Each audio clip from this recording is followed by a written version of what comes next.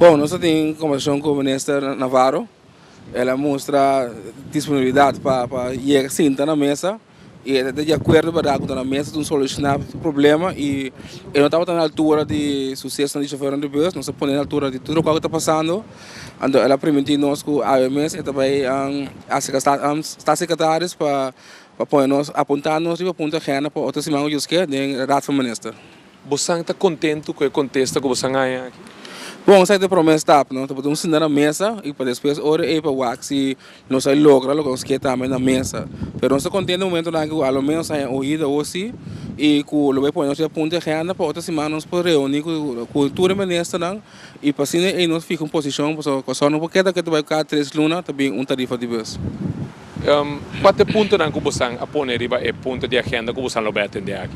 Bom, é ponto da tarifa.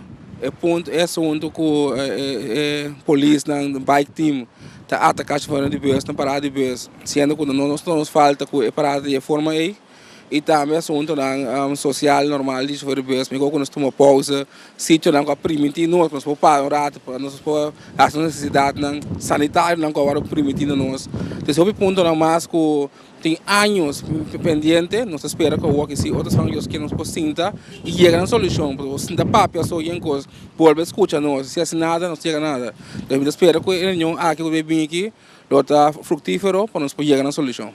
A conversação que você tem com o ministro Navarro, a que põe que você em ação de trás do Lomberi? Sim, essa é a meta de ação, para nós ganhar uma reunião, curar a ministra para nós possam apresentar nosso dolor e para chegar a uma solução.